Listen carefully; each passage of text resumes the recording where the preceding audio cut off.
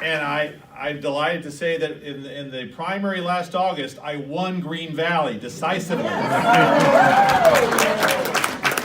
So if you want to declare me governor of Green Valley, I'm happy to take that. All right, we'll take it. And that's why, as you said, my next move, I actually also last August, I won the city of Tucson in the primary. So when Jonathan Rothschild decided that he wasn't going to run for a third term, he just announced that in late December. I think a lot of us were surprised and disappointed because I think he's done a great job. He's restored fiscal stability to the city of Tucson. He really has been a great voice for our community values. But then I realized, I might be the person to step up and take on that mantle and move forward. Not only did I win the city of Tucson last year, I have 2,200 individual donors who live in the city of Tucson alone from the governor's race. So I have a substantial donor base, a substantial volunteer base, and I've already received more than 500 endorsements for the mayor's race. So it's looking very good at this point. And well, probably none of you can vote for me in the city of Tucson. There are other ways you can help. If you'd like to donate, if you'd like to volunteer, go to stevefortucson.com. And it's all available. For those of you who were very generous in the governor's race, the maximum is not $5,000 per person anymore. It's only $500. So you can support me at a discount. It's stevefortucson.com. Sign up, do what we can. We're going to need all the help we can get. It's going to be a whole lot of people in this race, I think. But it's really, really important, not just for the people of Tucson, but to have a strong mayor in the city of Tucson means a strong mayor speaking out to protect all of southern Arizona from climate change and to protect all of southern Arizona from Donald Trump. Yes. So to support that, let's get on board, let's do this thing together throughout the region and make that happen. I am thrilled about the possibilities of where this state is going already, thanks in part to all the work you guys did this last year. I was just up last Monday at the swearing in of our new Secretary of State, Katie Hobbs, who was my colleague for 8 years in the legislature. I was the assistant minority leader in the Senate. She was the minority leader. We had offices next to each other. We worked together very, very closely, and I worked really hard to get her elected. Didn't look so nice on election night. No. I remember that. It didn't look like the blue wave had crested at all. But this is what happens, is that sometimes Democrats don't quite get around to turning in their early ballots as early as they should. This has been typical. And for most of the history of early ballots in Arizona, what happens is that we're a little bit behind on election night, but then Democrats make up the space over the next 3 weeks or so as those ballots dropped in on election day are counted. It takes a lot more time to do that and check it out. The exception to that was in 2016, of course, because we were a little bit behind election day, and then it got worse as they counted the ballots. And a lot of that was directly because you may remember a little letter that came out 10 days before the election from a guy named Comey. Yeah, yes. Remember when he said he was reopening the Hillary investigation? And that letter came out 10 days before the election. So those of us who like Mr. Comey now, remember back to what happened. Yeah. And that wasn't just, it wasn't just hearsay. We saw the actual results. Democrats traditionally, we see us getting better as we count the late early ballots. They're always going in our direction. But in 2016, they went exactly the opposite direction, and our candidates that I spoke to around the state, they were going door to door during that election, the swing districts, the legislative candidates, because I was helping those legislative candidates who were Democrats get elected that year. And they said that up until that point when the letter came out, all those moderate Republicans and independents at the doors they were talking with were all saying, yeah, I'm with you. If you're with Hillary, I'm with you. And then the day that letter came out and beyond, the same people were saying, if you're with Hillary, I'm against you. And we saw that borne out in the numbers. Thank God last year, we went return to form. And we saw all those Democrats and all that pushing that you guys did to get out the vote It paid off, because every time there was another election results coming in every day for 2 to 3 weeks there, it got better and better and better for our candidates. So we elected Kyrsten Sinema as our U.S. Senator. And our senior senator. For once, Doug Ducey did the right thing there. Yeah. Although he didn't do the right thing appointing the other senator, that's for sure. In fact, if in case I'll mention right now that I think the deal that happened there, a little inside politics for you, because you're tuned in on this stuff. I was convinced that Doug Ducey was going to appoint his chief of staff, a guy named Kirk Adams. Kirk has been loyal all along the way. Kirk is very connected with the Koch brothers. He ran their dark money organization before he supported Doug Ducey. I thought Kirk was in line. But there was a lot of pressure from the DC Republicans to push him to appoint McSally, because her loss notwithstanding, her embarrassing loss notwithstanding, and the bad way she ran that campaign notwithstanding, they thought they were still in love with her biography. So they thought she ought to be the one that's in there. So the DC Republican leaders pushed Ducey, and Ducey gave in, but this is the part that isn't public, and it's just my estimate, but I've heard from some sources it may be accurate, that Ducey made a deal that she would be appointed if she only ran for re-election in 2020, and when the next election for that seat comes up in 2022, she would not stand for re-election, but give it over to Doug Ducey.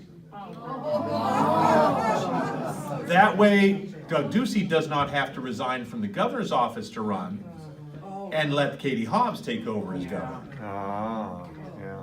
And he can step right up from the governor's race to the Senate race. And when you look at how he organized that inauguration alone, he's going all out for bipartisanship. The MC at that inauguration that was chosen by Governor Ducey was Mayor Uribe of Douglas. He's sort of a rising star, African-American, Latino, who's very articulate and an artist, and he's running Douglas, and he was the MC for the governor's inauguration. And they had the Pasteur children give the Pledge of Allegiance. So, and there are a lot of other things he's talked about. In fact, I'm getting ahead of myself a little bit, but as long as I'm here, one of the things he's talked about already, which is actually a good thing, is he has agreed with me and the Democrats, in opposition to some of the leaders in the Republicans, to do full IRS conformity, which will, and put it in the rainy day fund, which will enable us to help the shortfall that we're going to see to education from Prop 126. There's a lot bundled up in there, and I will unbundle all that as I talk. There's a lot of different things that happen in that regard, so I'll take them one at a time. But let me get back to where I was in the first place. I'm doing that sort of spinning out tangent thing. Sometimes I do, because there's all that policy in my brain at the same time. Back to our victories. So we had Katie Hobbs sworn in. We had Kyrsten Sinema sworn in. We had Ann Kirkpatrick take back CD2 for the Democrats. We had Sandra Kennedy take a seat for the Democrats at the Corporation Commission. So somebody that supports solar is there. And we have a superintendent of public instruction, Kathy Hoffman, who's actually a teacher for the first time, and a Democrat running the education department.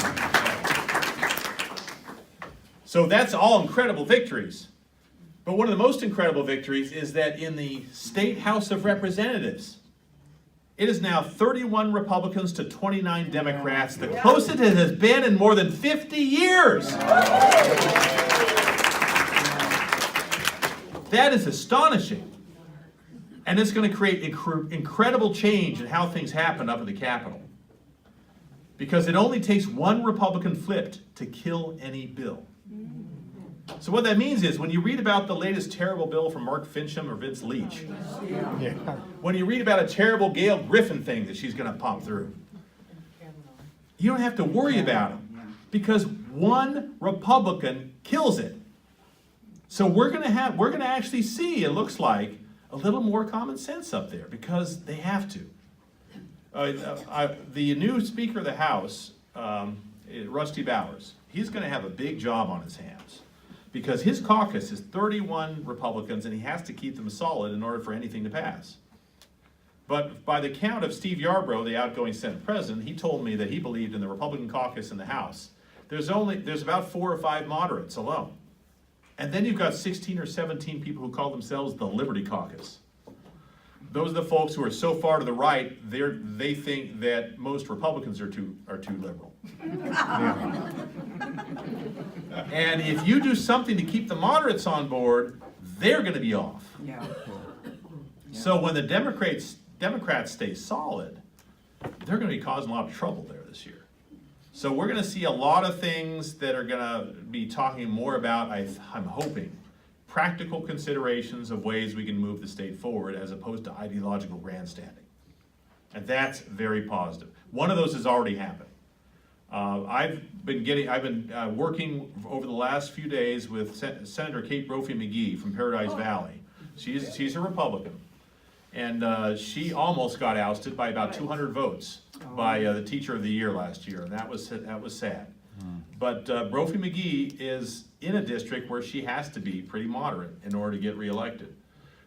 She has taken up the mantle of my 12-year-long effort to ban texting while driving in Arizona. I was the first legislator in the country to do that, to propose that in January 2007. 47 states banned it. And we still don't have it, because we've had first just one Republican who's always been in a position to veto my bill in some form. He's either been the chair of a committee it had to pass through where he didn't hear it, or he's been the Senate president where he could kill it in many different ways. That's Andy Biggs, now a member of Congress. Yeah. So he's causing his own trouble out there. Yeah. But now he's in the minority in Congress, and I can't wait to see him suffer. That's the guy. There are a lot of these people who feel like they deserve to be in the majority forever. And for him to be in the minority, it's going to be ugly. So he got a little bit of karma coming at him. But last year, we came probably closer we'd had in a long time. I had a bill ban driving while texting based on the Texas model, because Texas finally banned driving while texting. Texas. And you know, it took them. There was a 22-year-old driver who was texting, crossed over the center line, and killed 13 people on a bus field trip, 13 seniors at once. That finally shocked the state of Texas enough to finally do something.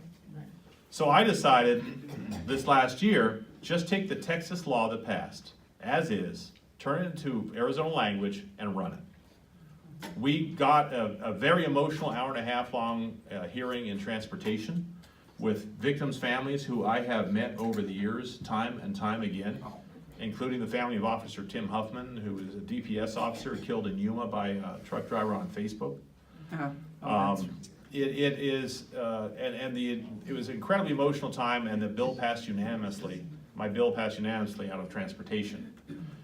It wasn't allowed on the floor, though, until I took my name off it. So I had to transfer the bill to a Republican, Bob Worsley.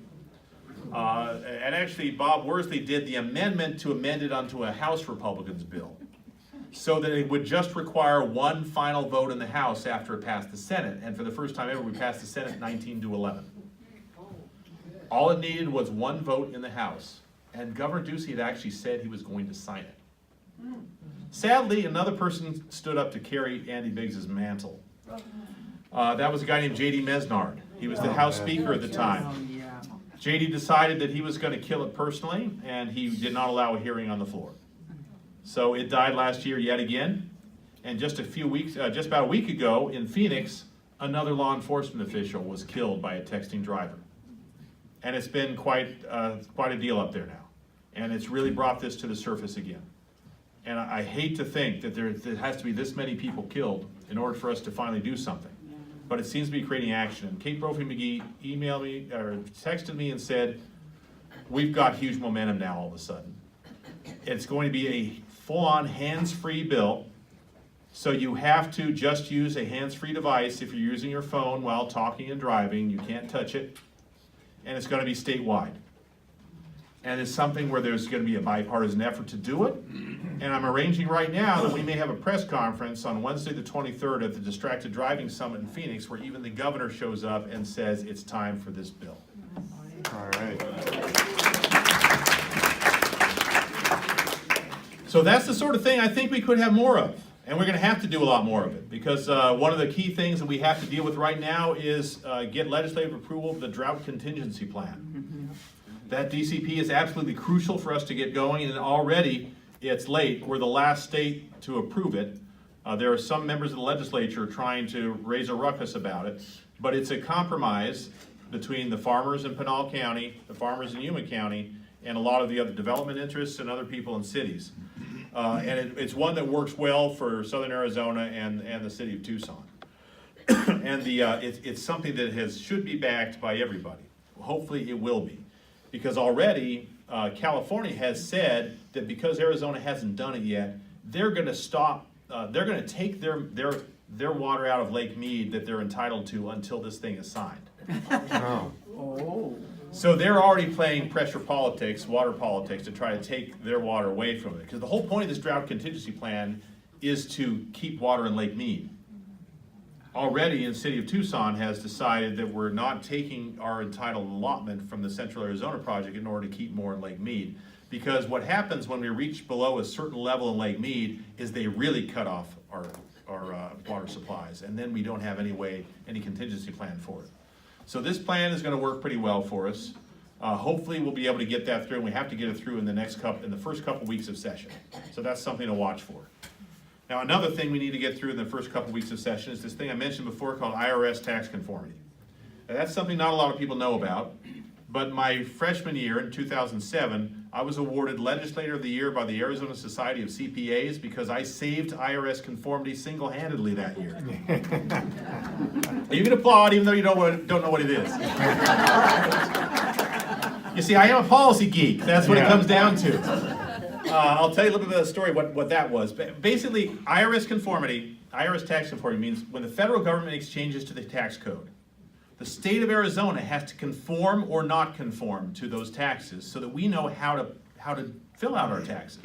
Because our taxes are based on the federal adjusted gross income, and then we do certain things below the line based on what we have after the fact. But we have to decide what we're going to accept in our state code based on what they did.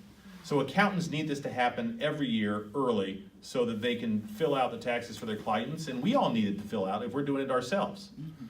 If you have a TurboTax already, it's assuming full IRS tax conformity this year. If they do anything other than that, then we're all screwed.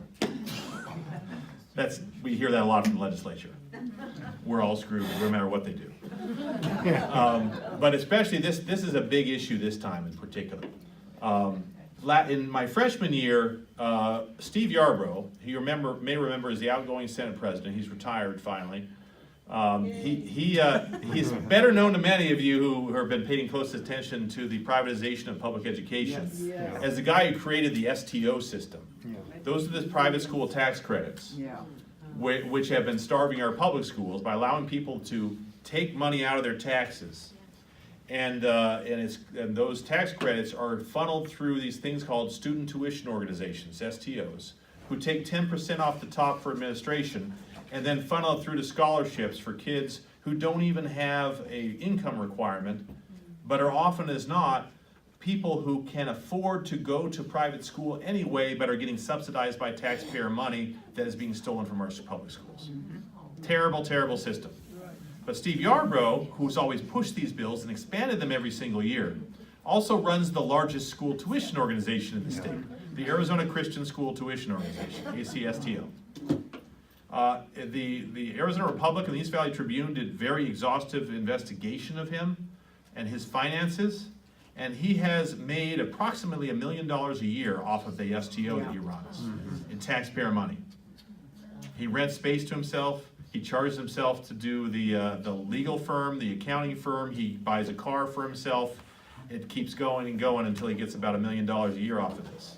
And the more business he can get from the bills he runs, the better off he is. This is the guy who also made sure that he was the chair of the ethics committee each year he was on. I'm not making this up. That's true. Well, he's no longer there, but there's still a lot of supporters there.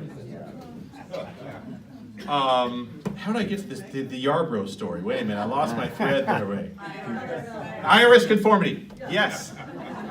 Okay, Steve Yarborough was the chair of the Ways and Means Committee when I was a freshman. And I was his thorn in his side. Uh-oh. Uh-oh, I'm stepping on this thing. Now I'm fine. And I was his thorn in his side. As I was the ranking member for the Democrats. So I was sort of going after him and all these things. And whenever there was another corporate sales tax loophole, I would be railing against it. And that was the year I found out about the 4-inch pipe sales tax loophole where you pay sales tax on 3-inch pipes but not 4-inch pipes. That's why I found out it was Southwest Gas that did it. That year, the IRS tax conformity bill came through. All the accountants were waiting for it. All Arizonans were waiting for it, so we could file our taxes and do it right. He decided to amend in committee an STO bill expansion onto the IRS conformity bill, which everybody needed. And he did it. And I asked him why. And he said, well, the town I grew up in had a train that went through it every single day called the something or other limited. And that train, you couldn't stop it with anything. It just plowed on through the train, went right on through. Well, this IRS conformity bill, that's the limited. And I'm gonna hitch my bill onto it, and nobody can stop me. Well, I went to the majority leader in the House at the time, a Republican named John McComish. Hi. John is actually a good guy, and I've always tried to reach out. One of the big watchwords I've used in the legislature is never burn bridges, no matter how tempting. Because you're going to want to cross that bridge someday. And this is a bridge that I built and then I crossed when I needed to. I told him about what was going on, and John agreed, this just doesn't sound right. I know that people, Republicans and Democrats alike, are going to need this. So we came up with a plan. And when this thing came to the floor in committee of the whole, it had to go to committee of the whole in order to have the amendment approved. The majority leader always gets up to say what is the position of the majority caucus. So the amendment that was adopted in committee was caught bobbing the floor and say, the question before you is, will the Ways and Means Committee amendment be adopted? And McComish rose and said, Mr. Chair, it is the position of the majority leader that the amendment shall not be adopted. And before Yarborough even knew what was going on, we had the voice vote and it went down.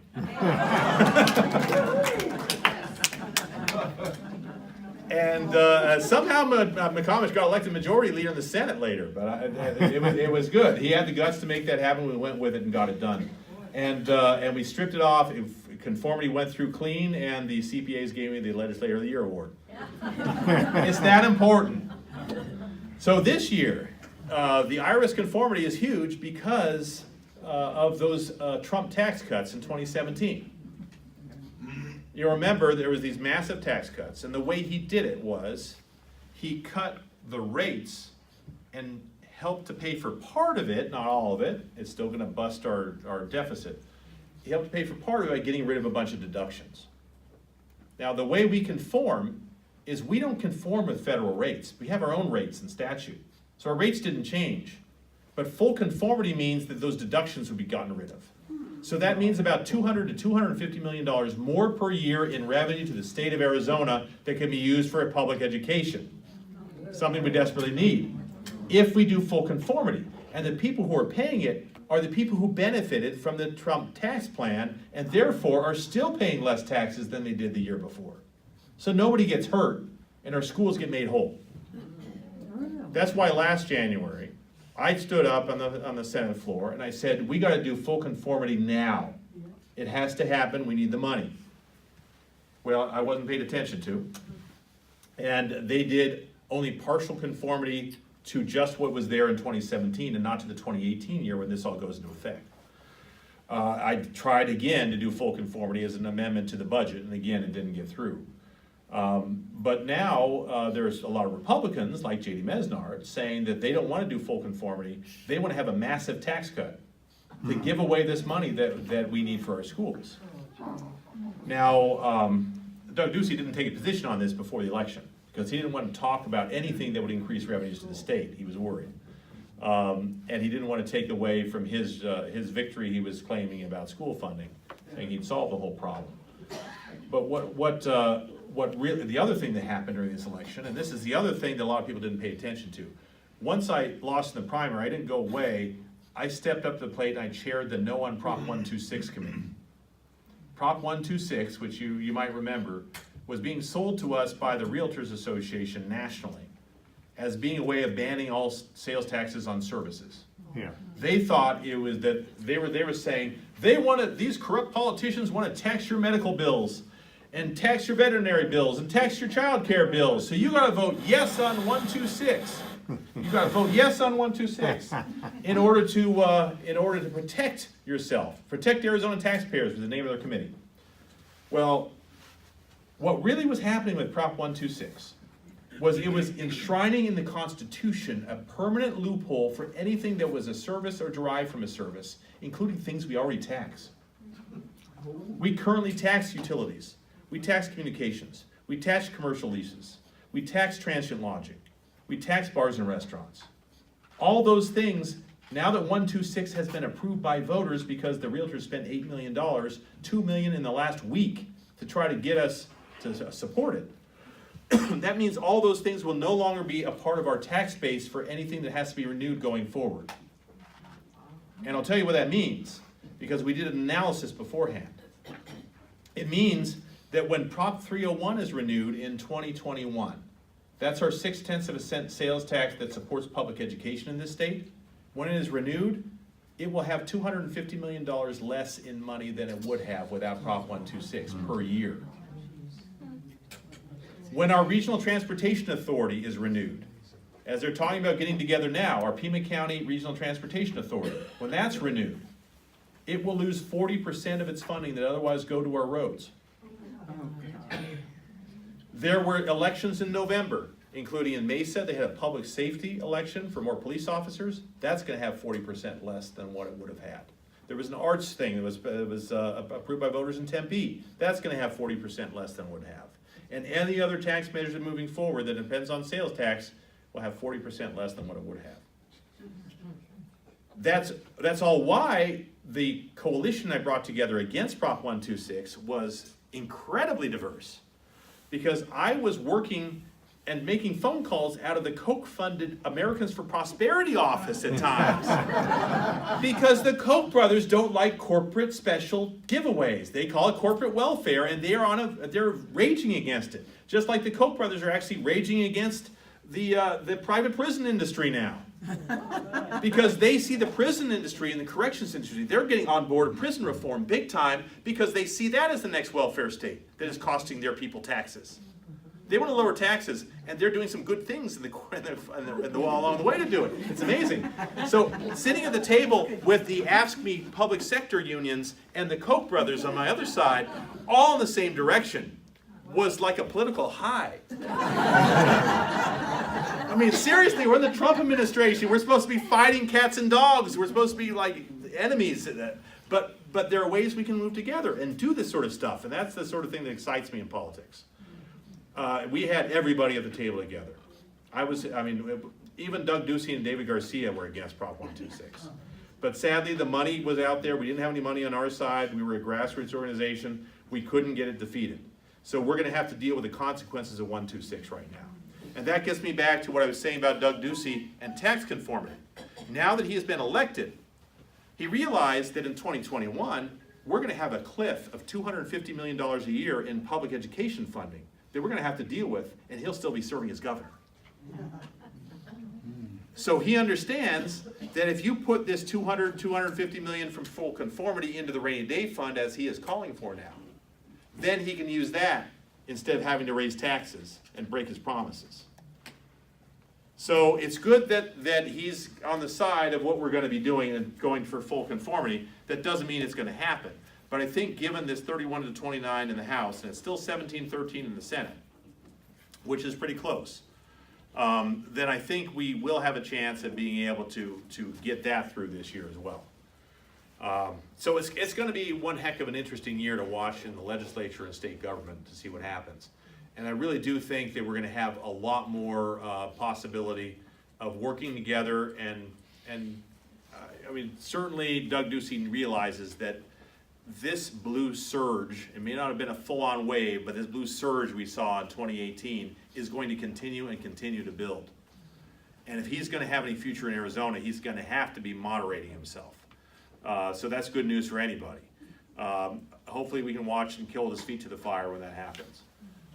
So we'll see what he says in the State of the State. It's going to be Monday, and he's going to be giving it again in Tucson on Tuesday, and see what he says of where he wants to take the state. And we'll see how things go in the legislature, but I'm very optimistic what's going to happen. Because we've got to take this momentum we did in 2018, and first in our 2019 Tucson mayor election, we keep that momentum going, and hopefully elect me mayor, and then I'll be mayor in the run-up to the 2020 elections, which are vital to the long-term survival of our country. Yeah. So I'm grateful that you're all still here engaged, and you're going to be involved in working as hard as you can in every way you can, because there's going to be a lot of decisions to be made in 2020. Where there's probably going to be about 172 different Democrats running for president. But that's okay, as long as we're all working together with whoever comes out of this. Yeah. We're going to have to all be on the same side and laser focused onto making sure that our entire country is protected from this guy who's in the White House right now. And I think that the more things are going on, the more that he's holding out with this stupid wall thing that he's holding out for.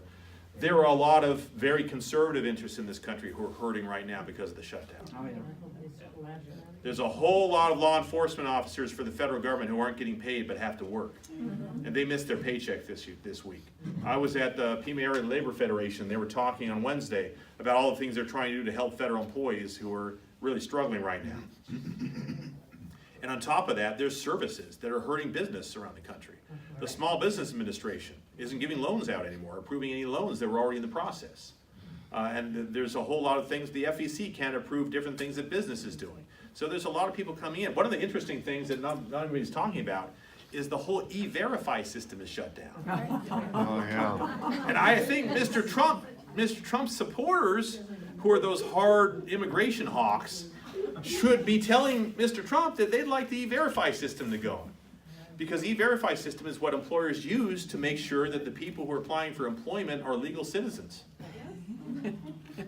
So, I mean, it's interesting. It'd be ironic if Mr. Trump's wall and his intransigence leads to a surge in illegal hirings.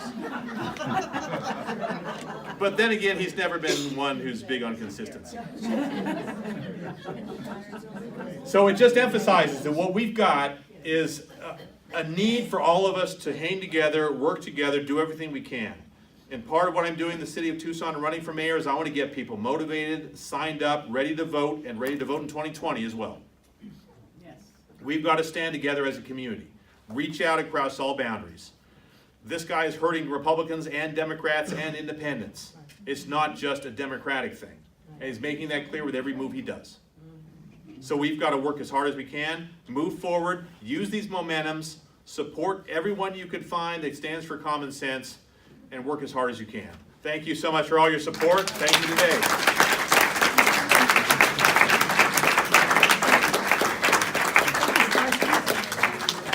Question? I got a question over here.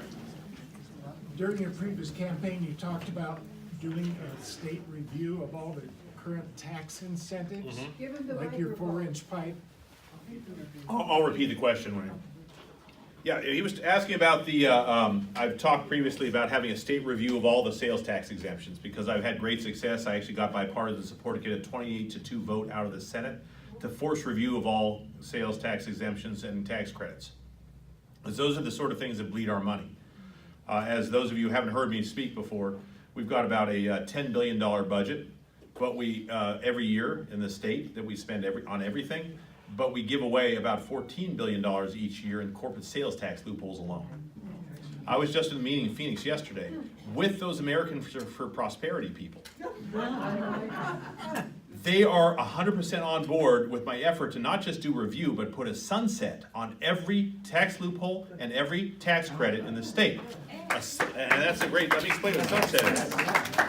A sunset, for those of you who don't know sunsets, every agency, every state agency, like the education, the DES, the transportation, all the state agencies have to undergo a sunset review every 8 years. They go before the legislature and say why we should be continued. If they don't get a vote to continue, they expire. That's the way the sunset works. So if we do right now, if you do a tax loophole, there are tax loopholes that have been in the code since the 50s. Never once been reviewed. So if you force a review, a sunset process on tax loopholes and tax credits, they have to justify themselves to the economy every single time that they're not just a special interest giveaway to a few people. So that getting the Americans for Prosperity people on board that is huge, because that means there'll be more pressure, more people lobbying to get the legislature on board with that one.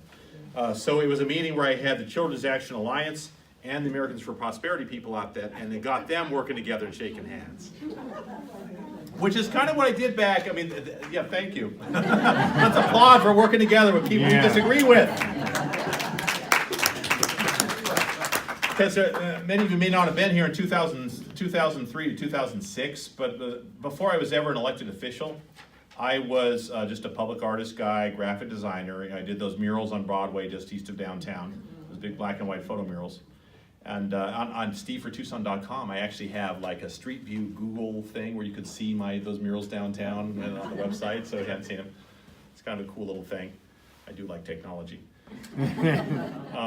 But during that process, I became a public transit advocate, because I'd moved here from San Francisco where there was great public transit of all kinds. And it was horrifying what you found here as a bus system that was just decaying and nothing else. In 2000, I created a group called Tucsonans for Sensible Transportation. We pushed for better public transit, better bikeways, street maintenance. I actually, then I had a ballot initiative that we gathered 18,000 signatures in the city of Tucson that went on the ballot in November 2003. That would have had a light rail system, street maintenance, better buses, bikeways, sidewalks. It was leading until there was a month to go, and then the home builders and car dealers put a bunch of money into it against it. And we lost 60-40. But then I went over to the home builder's office, this whole theme of working with people you disagree with. They had just spent a ton of money to tank my initiative that I worked so hard on. And I went over and I said, look, we gotta work together, because we'll never build any infrastructure in this region unless we figure out a way of working together with what we have in common. We had previously had 40 years of failed tries in the Pima County area to get a transportation plan. That meeting led to a bunch of other meetings amongst people like environmentalists, with developers and neighborhoods, with business people, all coming together and figuring out what we had in common. And we had a citizen advisory committee where we really looked at how we can put together a plan that worked for everyone. It was a very diverse group. Actually, in that group, I was working with some of the people from the Green Valley Coordinating Council at the time. And we got in there the Continental Ranch Frontage Road, which has helped people down here, as part of the plan. And in that plan, we also had the modern streetcar system, the local funding for it, and a much better expanded bus system, and those bike walks and bikeways and the sidewalks. And we ended up, I worked at the same table with Jim Click, who was one of the biggest Republican donors in the state. And we worked every day on this campaign. And those of you who are here in May 2006 when we had the election may remember that there was a TV ad that ran basically every 30 seconds on TV for last month of me with my daughters trying to cross the street at Grant and Alvernon. I was going to places where I was speaking and people would introduce me saying, I woke up with Steve Farley this morning. And we ended up winning 60-40 for the first time in 40 years.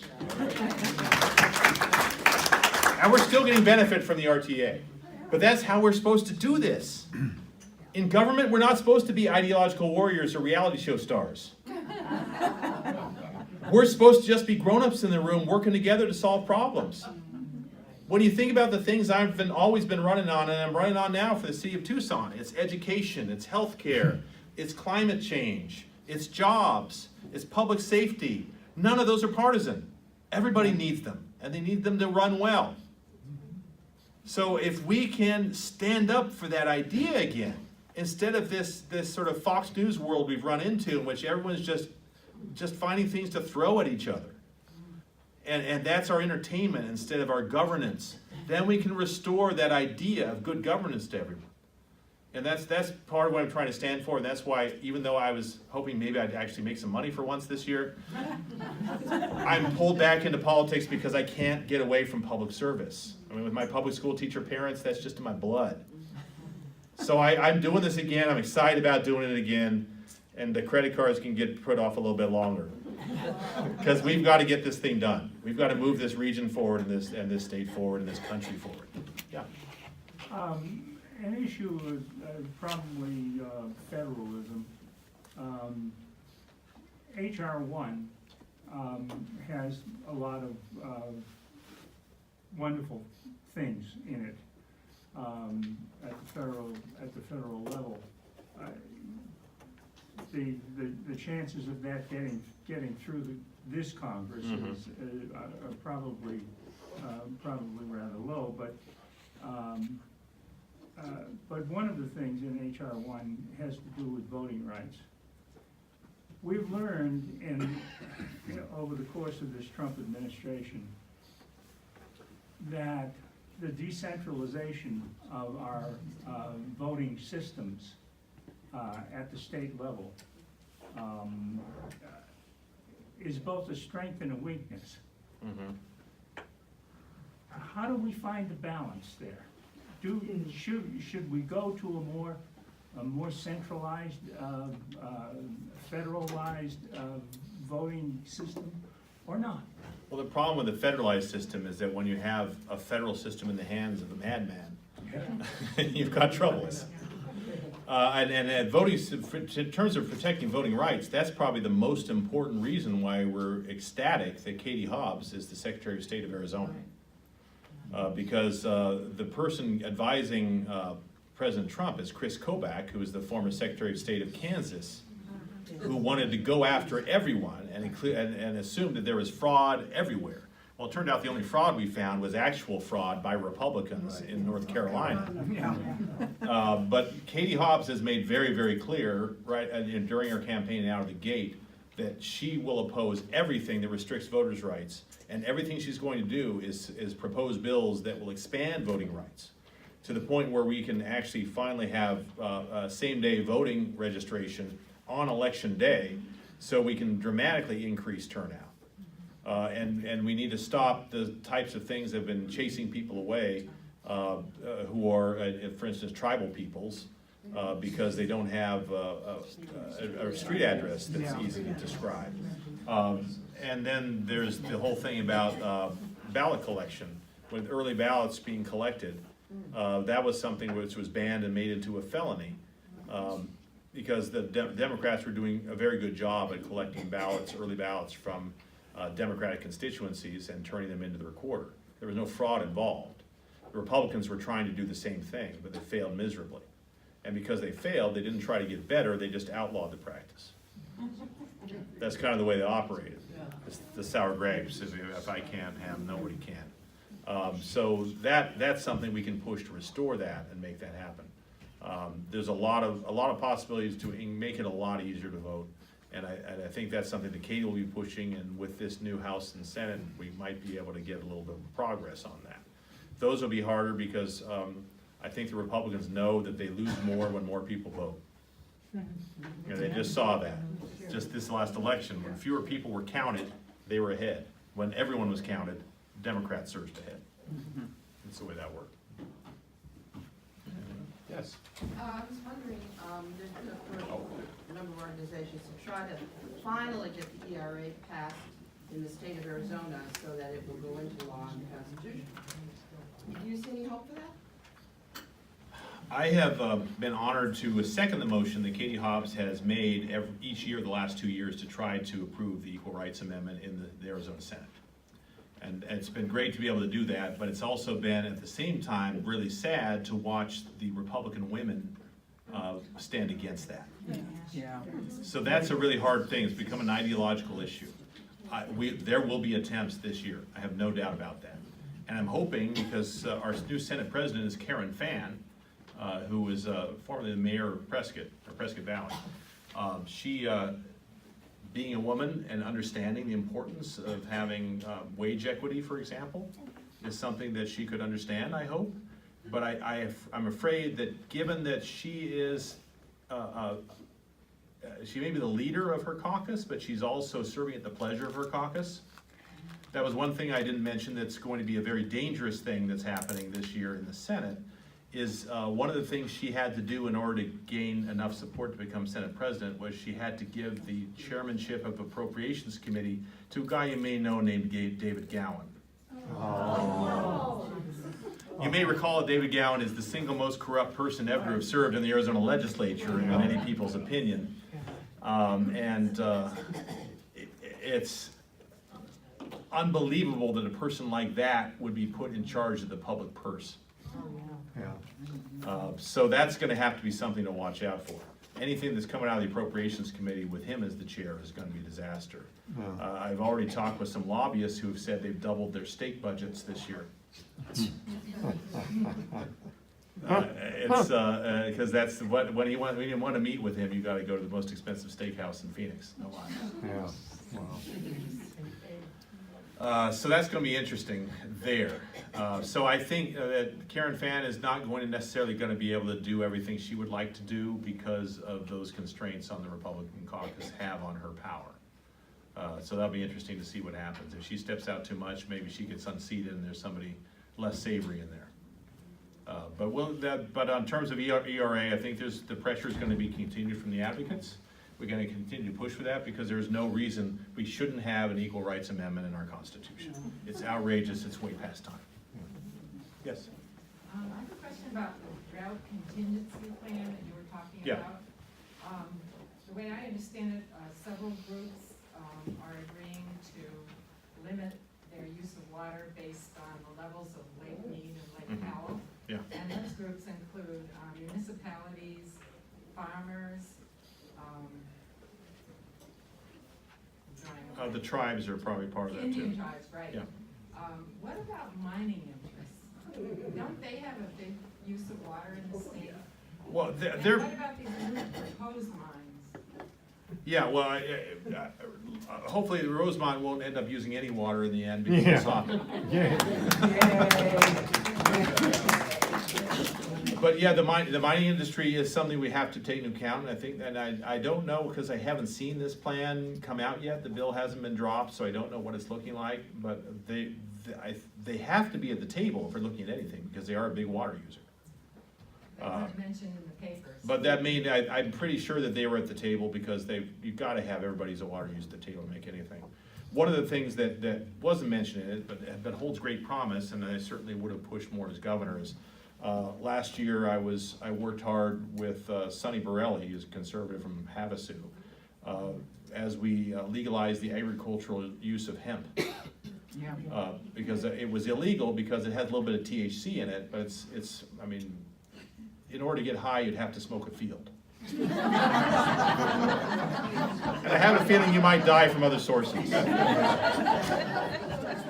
So the thing about hemp is that hemp can be used to substitute for alfalfa and cotton using 10% of the water that those crops use. Hemp is a great textile substance, and hemp has more protein than alfalfa for animal feed. It also brings more in the market now. So if you can have more of a push to get farmers to be planting hemp instead of alfalfa and cotton, I mean, while it's fun to see the cotton fields being picked as you're driving up I-10, So fun. I would rather have water to drink. Yeah. So so that's something that I'm hoping we can push forward this year too. Yes? Even though you'll have different jobs, will you continue your newsletter that I find so valuable? Well, I absolutely will, because Can you repeat the as she question? asked, even though I have different jobs, you continue your newsletter. And most of you know, for 12 years, I wrote 300 editions of the Farley Report, which really sort of laid bare the Phoenix Babylon that I was witnessing every week. And I will continue to be able to give that type of knowledge. I mean, right now I've got to focus on winning this race for mayor. And at that point, once I'm mayor, I want to be just as transparent and accountable as I was as a senator and let people know what's really happening and why it's happening the way it is. I really believe that the more good information you get to the people, the better decisions the people make and the better government we have. That's what's been behind the whole thing. And I think that is one of the benefits I will bring to being mayor of Tucson, is I know the legislature inside out, and the legislature has been continually attacking Tucson over the years. Right. I would think because I know their process, and I know their people, and they know me, and I have really good relationships even with the Republicans up there, that I think they'll be less likely to go on the attack after me just to grandstand. And if they do, I'll know how to shut them down. So that's going to be a valuable resource to have up there, because otherwise, as in the introduction you found out, it is kind of a foreign culture. Yeah. Yes, Steve, just to change the subject slightly. Sure. Describe for us the process in Tucson for mayors. Are a primary, runoff? Sure. I don't know. it's a partisan race. Unlike some cities, it's a nonpartisan race, but here it's a partisan race. So there's a Democratic primary on August 27th this year, because it's an odd year election. And then the general election is November 7th, where you run against the Republican, and there's an independent who said he was going to announce, so if he gets the signatures, then he'll be on it as well. So it's a full-on sprint for the next 8 months to the primary, and then another couple months after that for the general. It's a pretty Democratic city, so the primary is really important, and a lot of people will probably be entering the Democratic primary as well.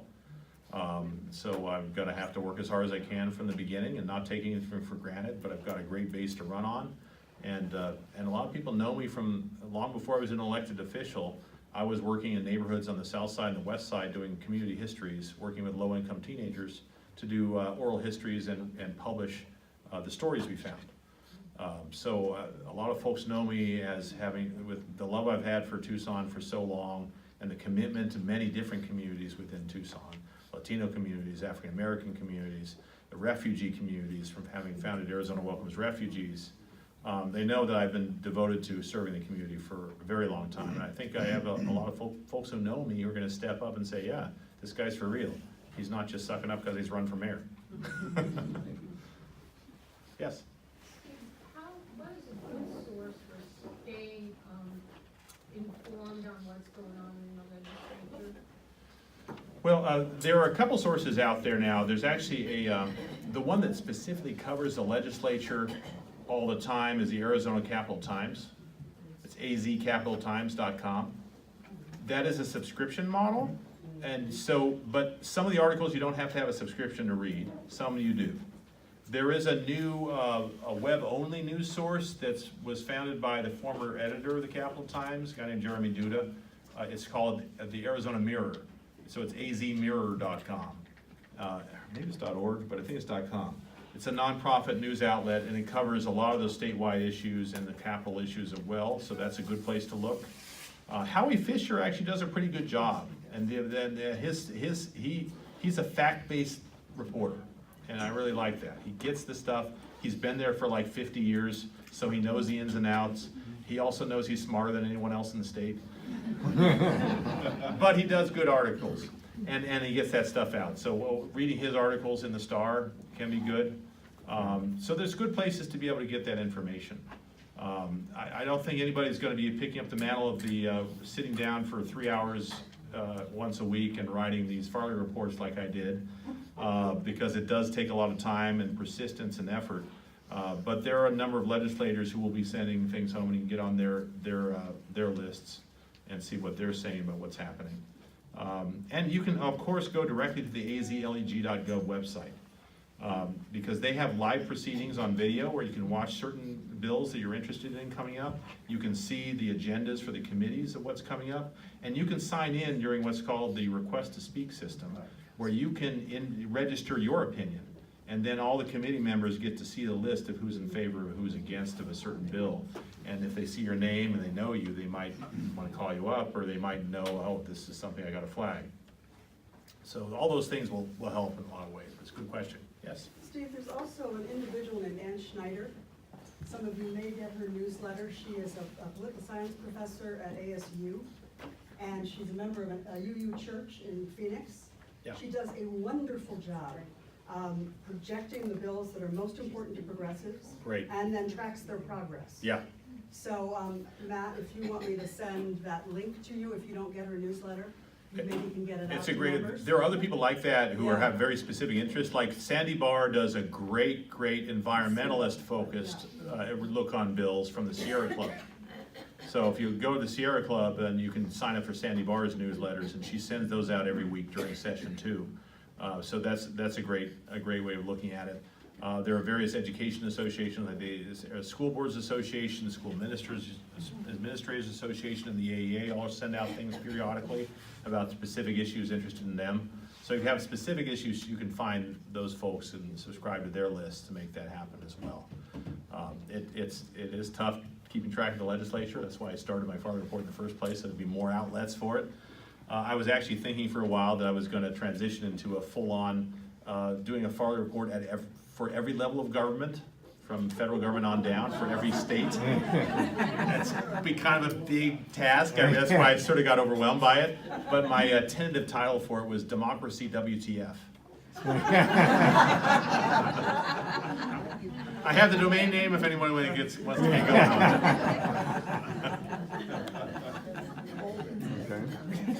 Okay. So, All right, well, thank you so much for coming here today. I'm so grateful.